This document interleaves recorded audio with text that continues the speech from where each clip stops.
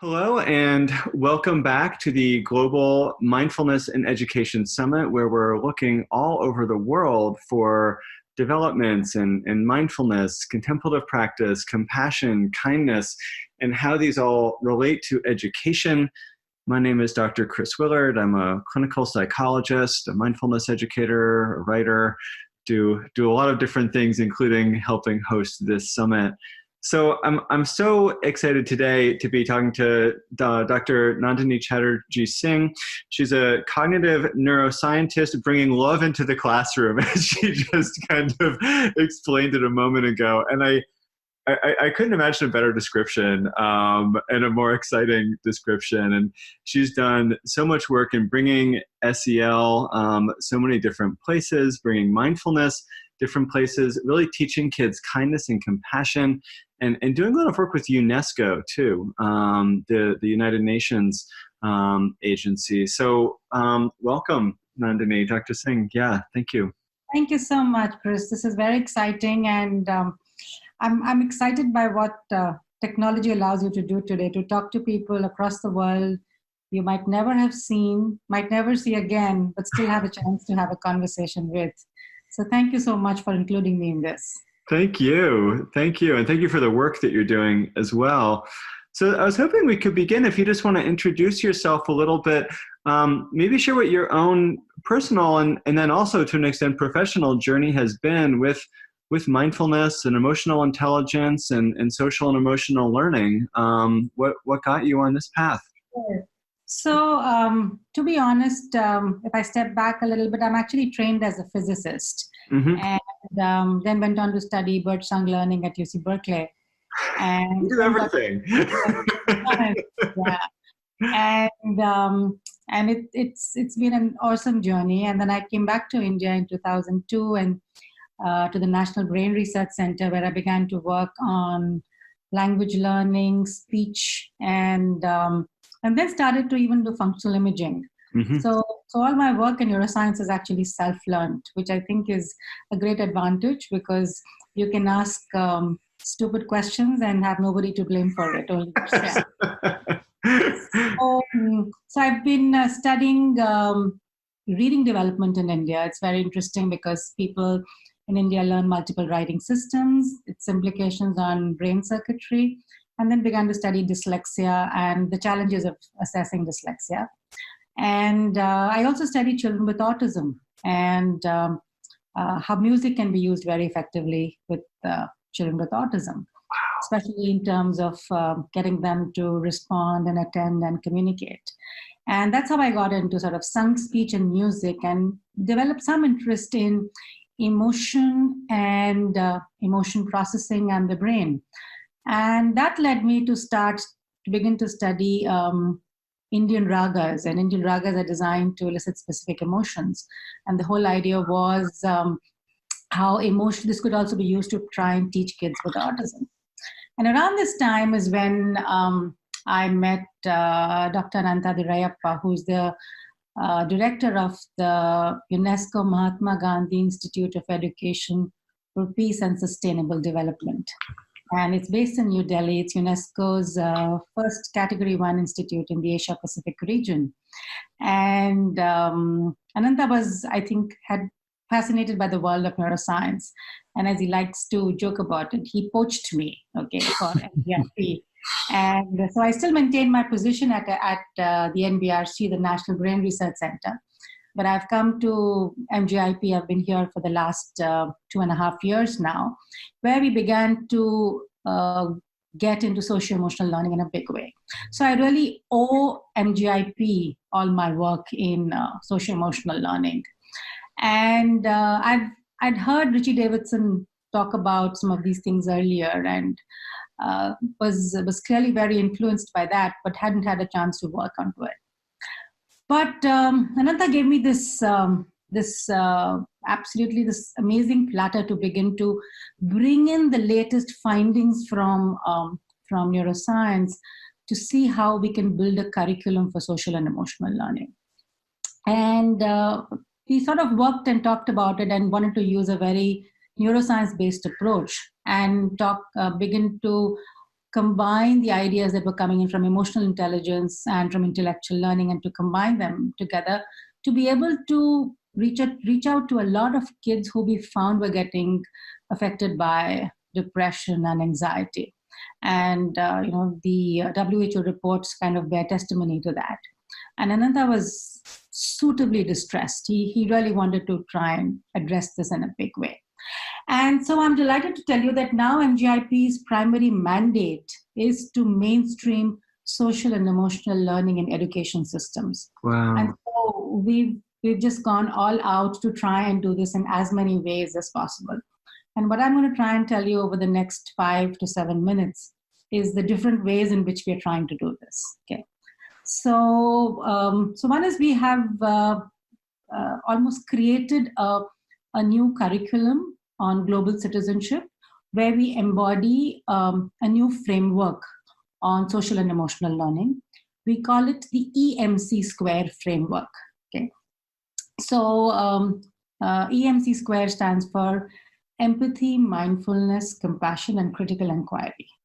And we believe these are the 4 pillars around which SCL programs and frameworks can be constructed. We also think it's kind of interesting that when you actually look at the underlying brain circuits, which each of these competencies build, you end up nurturing or nourishing not only the intellectual brain, but also the emotional brain by themselves, as well as building new connections across this. So the whole design is sort of embedded in the whole principle of neuroplasticity, that you force the brain to engage into an empathetic process, into a mindful process, at the same time engaging in critical inquiry, in order to be able to take the right compassionate action. We want to try and embed this in almost everything that children do. Right. And in the spirit of UNESCO, it's the whole thing is structured around the global citizenship program, because that's what UNESCO sort of believes in, is to create global citizens. And so we discuss ideas of migration, we discuss ideas of violence, we discuss ideas of identity, keeping in mind these 4 competencies that we want to try and build. So that's the premise of the framework and the curriculum. But a big challenge, as all of us know, is delivering such programs to teachers, to sort of empower them to be able to do that. Right. And India is a very small country, so it's, and it's homogeneous, and different language, so you know how it is too. But of course, I think an even bigger question is that NGIP has not just a local flavor; it has a global flavor, and right. The Asia Pacific region. Okay, so it becomes a bigger challenge, because you have not only different countries, but different cultures, different ethos. Though somewhere in the East, I must say some of these ideas actually have had a much longer history.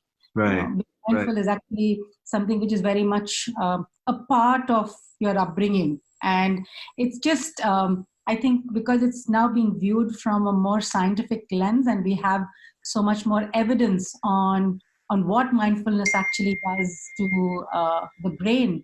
I think people are revisiting these ideas with a lot more respect, rather than just dismissing them as something that older people need you to do at home. Yeah. That's what's made a big difference, in India. So it's kind of interesting that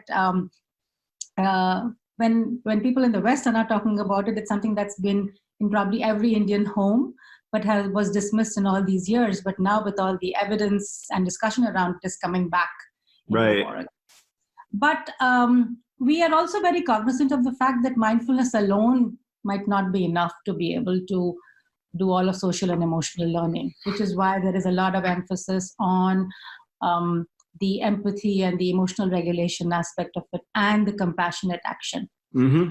Mm-hmm. But given the fact that all compassionate action should be driven and embedded in a rational approach, the critical inquiry is something that's a very conscious component that we want to build in.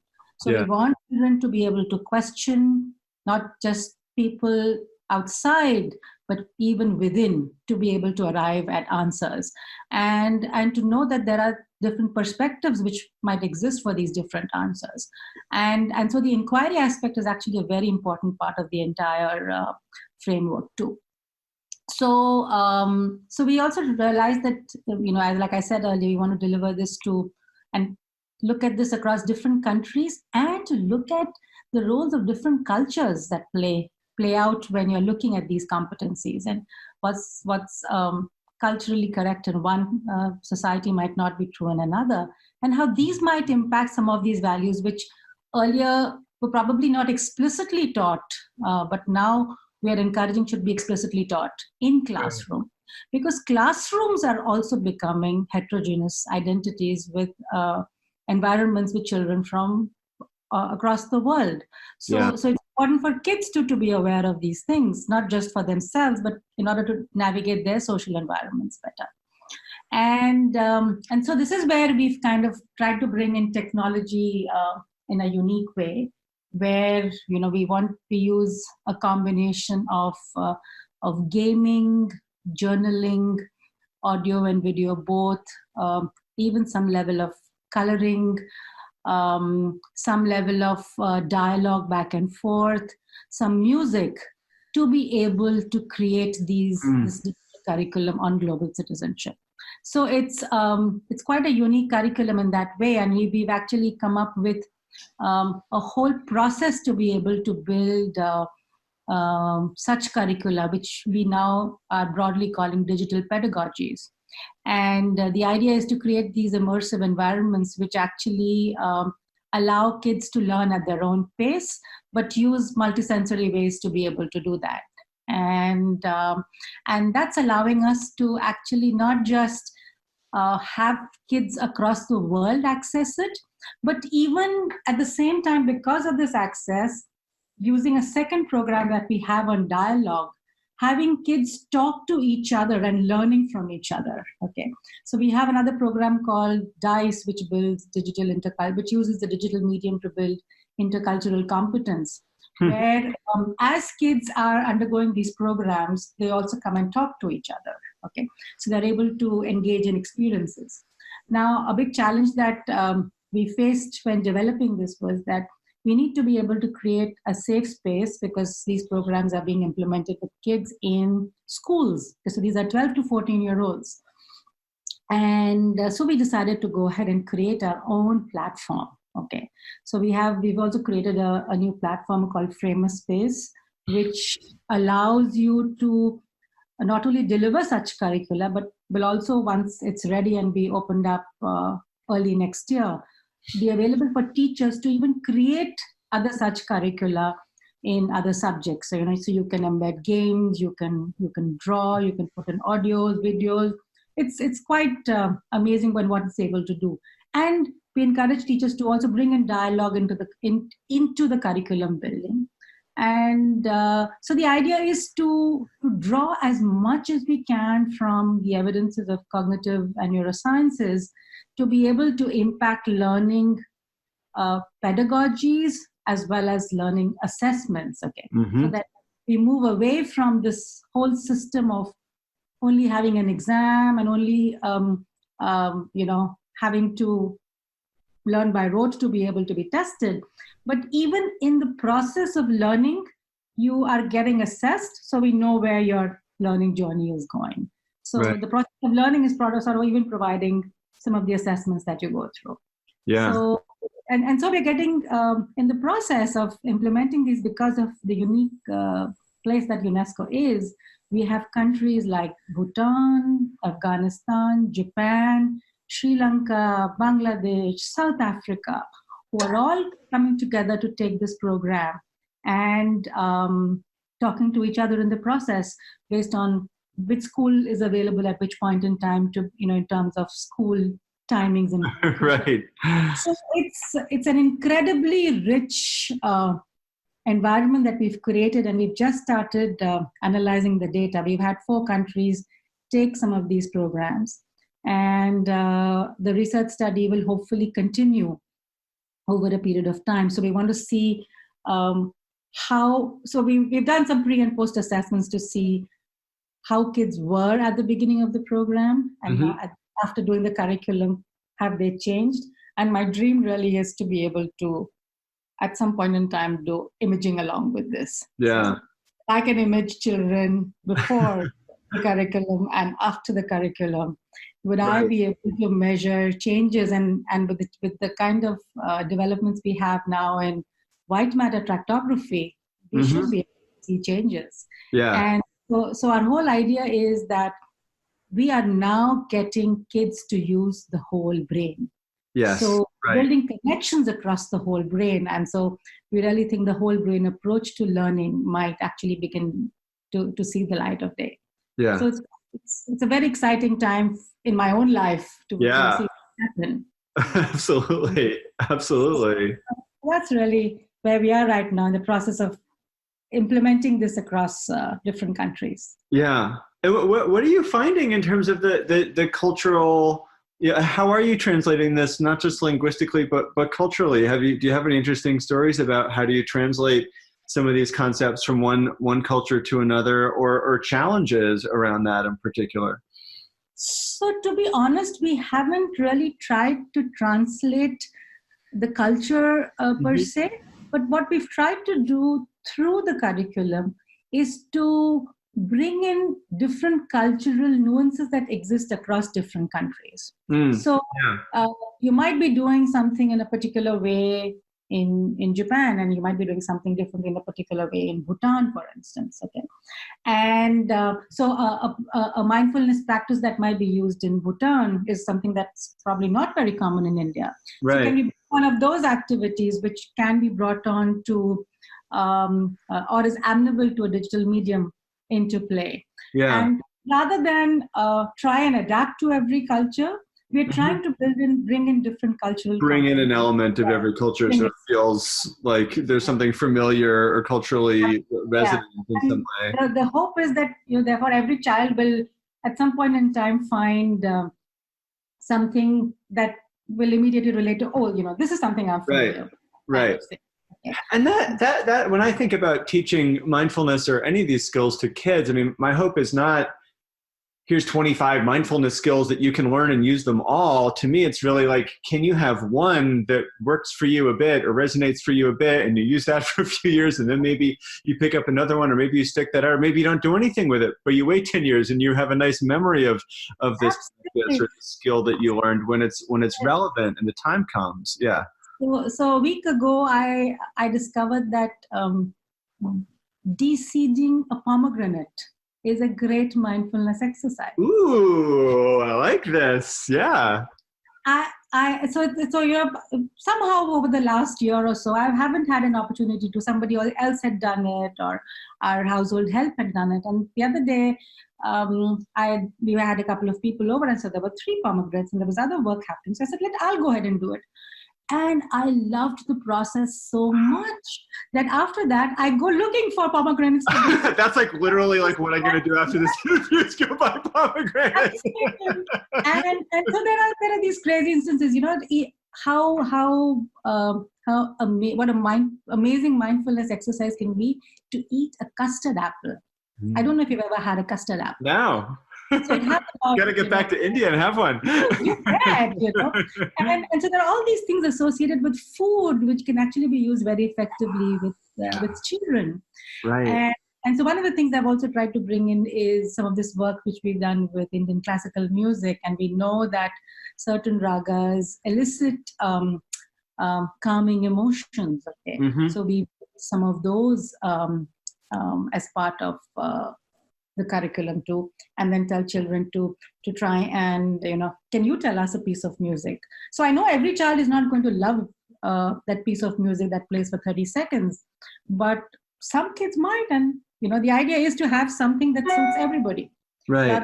Rather than assume that there's one thing that's going to work for everybody. Right. And of course, it's great too to just kind of evoke emotions and provoke emotions and help kids just recognize their emotions. I Yes, use music a lot in my work. It's like, let's listen to an angry song and then notice how your body feels. Oh, it feels like, okay, that's anger. Like that's how we kind of we absolutely. can teach through music to kids and adults for that matter, but it's so powerful with kids and Absolutely. eating and This just is this basic. very Yeah. true. This is exactly what I discussed with Richie once, and I was like, I've now that we've characterized this different pieces of music and their emotions, this might be a great. So that's the reason I got onto this project, is to try and teach Mhm. kids with autism on the different emotions that they might experience.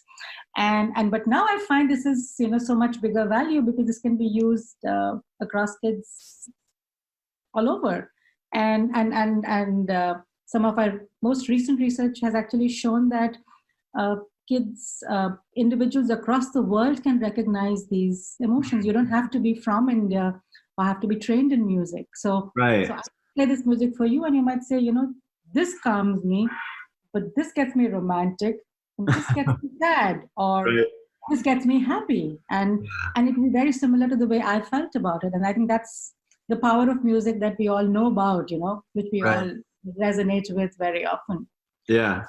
Yeah. So that's the kind of thing that we're trying to bring in slightly, sort of different ways. That a recognition of cultures too can be an extremely exciting area to navigate, and to also begin to address your own questions about identity, which Right. in adolescence we find can often become a big issue about um,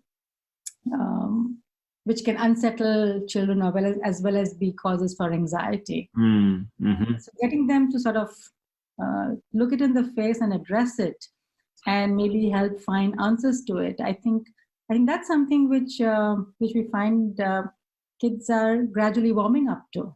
Yeah. Yeah. Yeah. Wow, it's such interesting. Yeah, there's so many opportunities here on so many levels. I kind of like where to begin with my next question. It's yeah, yeah, But there's one more program which I must tell you about, which is yeah, also fairly big in the institute, and that's the Kindness Project. So we have a huge yeah. kindness Please share. program for which we were hoping to bring you in, and so the idea is to be able to collect 25,000 acts of kindness from across the world.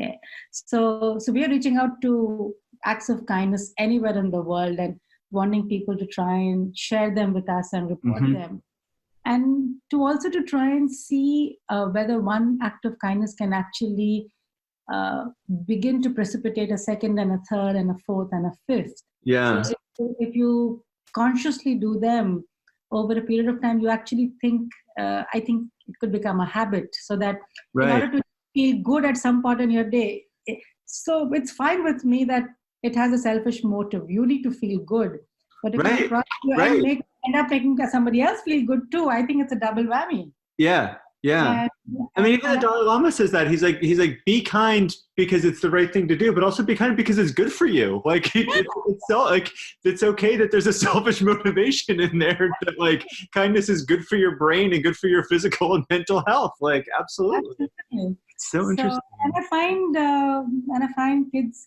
really take to that, and Yeah. it's so one of the things when I work with when I do conferences, especially discussions with parents, is I hope that even in my lifetime, Mm-hmm. the conversation will change. That when a child comes home from school, we don't ask how many marks you got today, but we say how many kids did you help today, or Wow. how many are you Yeah. kind of do.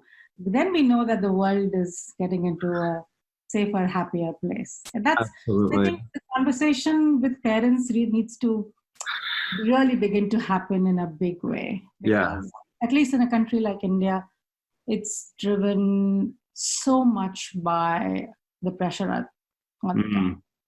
Yeah. So and we're doing a lot of work with kids, but I think we need to start working with parents too. Yeah. Big time. I mean, I love that reframe of just what were the kind things that you did today? Who did you help today? And I'm actually trying to like play with ideas for a kid's book around something about that kind of reinstilling values of kindness and revaluing kindness over just grades or accomplishments or these other external kinds of things. And I do think that, from what I've read a little bit, there's even research on, there is research on why kindness is good for us, but how it does actually trickle out, that it becomes contagious. It does become like a wave that's like, a kind and generous act. Someone witnesses that, they're more likely to act kindly, and it does start to go person to person to person. And it sounds, kind of corny, but it's really, it's real. This is how we create systemic change. We start with our families, and we move to our schools, and then we, change our towns and maybe our political systems around the world. Yeah. And for me, it's, to be honest, I think it's just the very simple principle of which we've seen in humanity and cognition right from childhood is imitation. Right. Right. We imitate all the time. That's how you learn language. And right.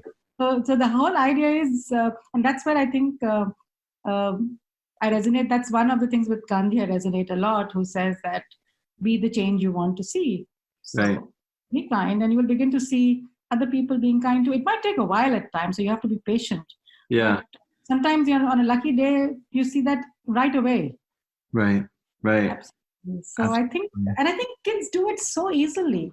They do. They love it. No effort with kids. Yeah. Absolutely no effort with kids. And I love the way some of the messaging in Indian advertisements is changing. Wow. Some of these ideas, Uh-huh. And so there's a very cute advertisement for, I think, a washing soap. Uh-huh. And it's about a kid who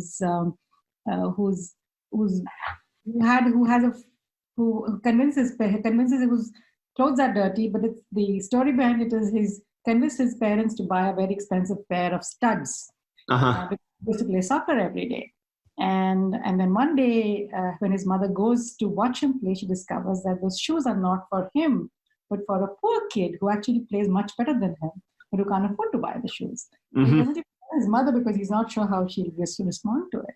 But that kid was smart enough to realize that, his joy is determined by this young fellow playing. Right.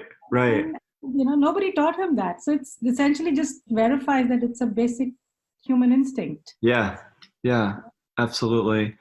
And all that wonderful research. A lot of it coming out of Richie Davidson's lab on little kids and how they're so naturally kind and generous, and how do we just continue to water those seeds, right? Just like water on those seeds and let them continue to grow. Yeah. Wonderful.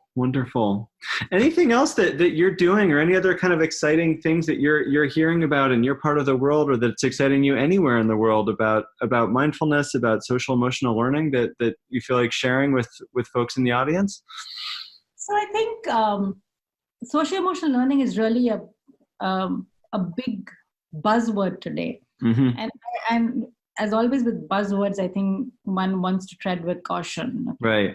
So I think it's very important to make sure that when you implement or develop social-emotional learning programs, mm-hmm. that they are well grounded and rooted in the science, mm-hmm. and they are practiced enough. Yeah. You cannot do a one-off activity and expect that is going to bring about a change in culture. Yeah. You must be able to embody it in life, in learning. It can't happen only in moral education classes. Mm-hmm. It has to happen in math. It has to happen in physics. It has to happen in Japanese. And it's amazing how you can actually work with kids to discover how to do this. They provide some really interesting examples and insights and perspectives when you're doing some of this. And I, like I said earlier, I think it's time to bring in the conversation with parents a little more actively into the classroom and into learning, that how much this is going to impact mental health. Mm-hmm.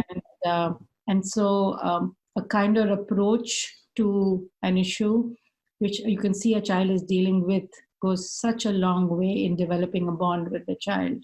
Yeah. I don't think parents realize that completely. Yeah. So I think the teachers are beginning to realize it. But I think the parents are the ones that need some working with. Yeah. And I want to be able to I think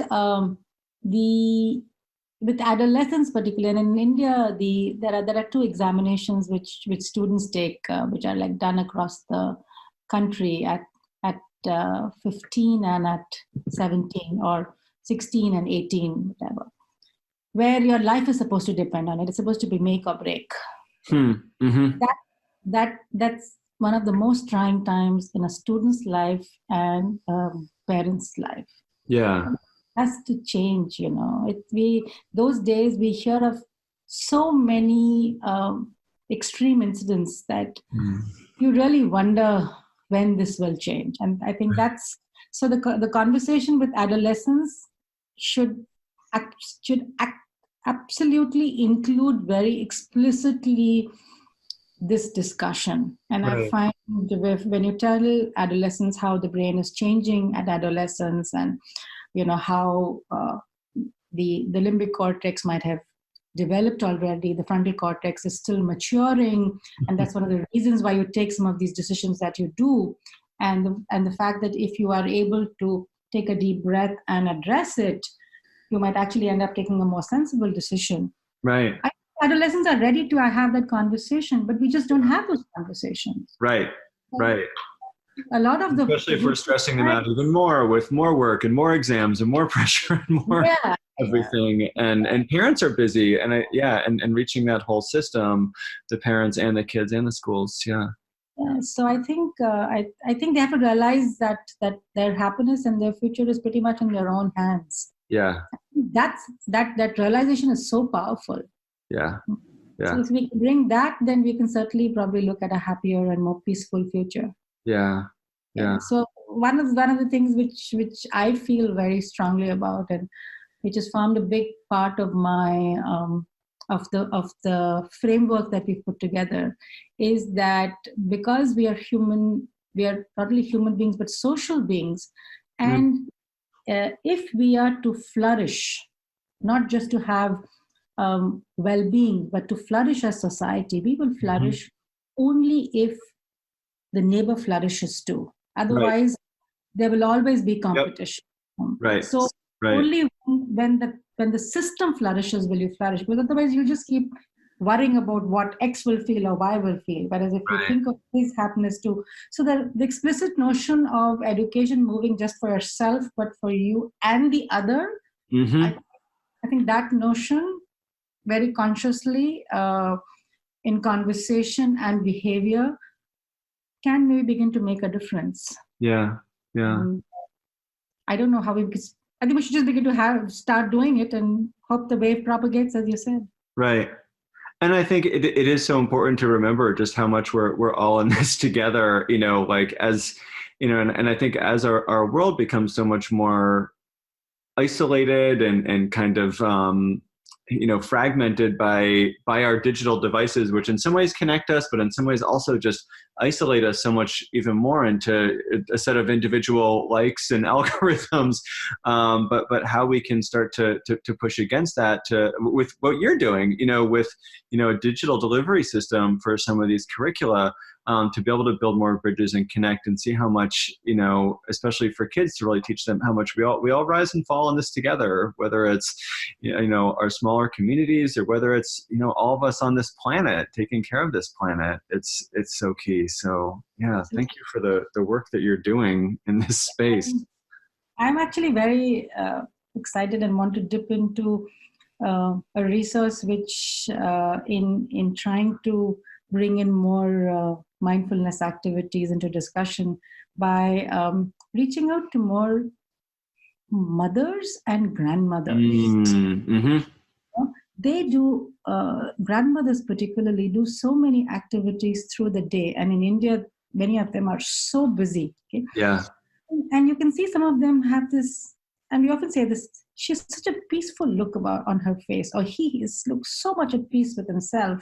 Wow. And just talking to them, you realize there are little things that they do in the day, which they don't particularly realize are mindfulness activities. But they are calming activities, So there's some self-regulation to reach out to something sensory, because that maybe you've over the years, you've learned that this is something which calms me, Yeah. is such a part of your routine that you don't even realize it. And so I think, maybe some of those things, because of technology or whatever, got taken away, food processor, but maybe Mm-hmm. kneading the dough is Right. very Pounding the spices and so yeah, it's a great place to probably get rid of some of your anger. yeah. Uh, and, so little things like that, which Yeah. are activities which are very easily outsourced to people, should Right. also be brought back, Yeah. because they can, they have a specific role to play in your lives. And I it's up to you. this is these kinds of things are what is so interesting to me. Like, what are the sort of like, buried, unrecognized cultural practices, rituals that we all do, right? But that are getting, somewhat erased by technology, erased by outsourcing.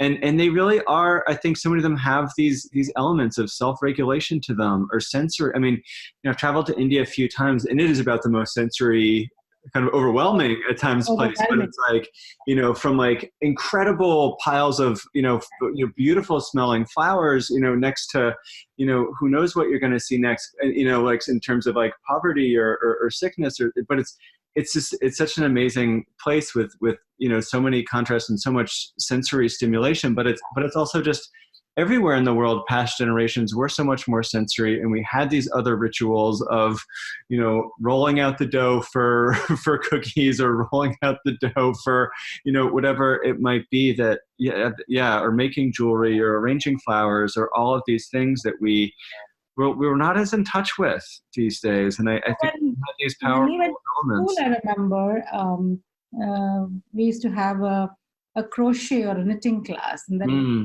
we were pretty much told that this improves handwriting, so it improves fine motor control, and that's why you did it.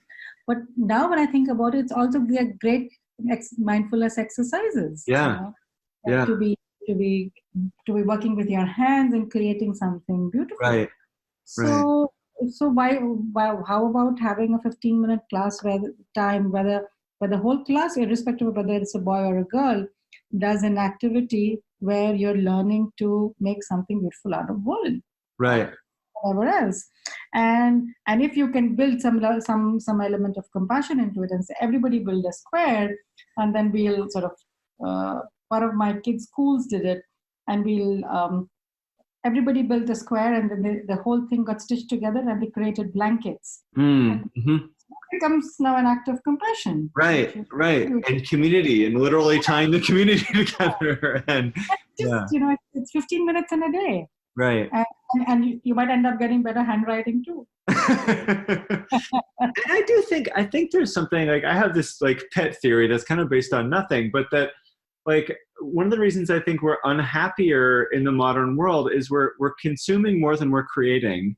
Like we're taking more than we're giving, or even just then we're putting back out there. And I think correcting that ratio, even if we make something and never do anything with it, that we make things, and that's an act of mindfulness, an act of, it can be an act of compassion and generosity too, but we're creating something in this world, not just consuming. And I think that's part of the human balance is a give and take, literally.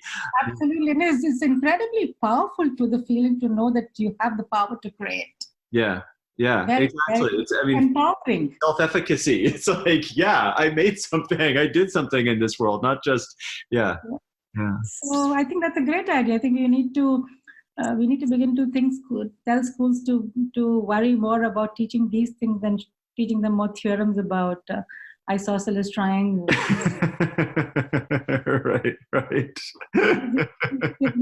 Will probably make kids happier. I mean, you certainly teach them isosceles, but you can also teach them right. isosceles and now make a triangle out of that. Out of right. With your pomegranate seeds too. You should try that.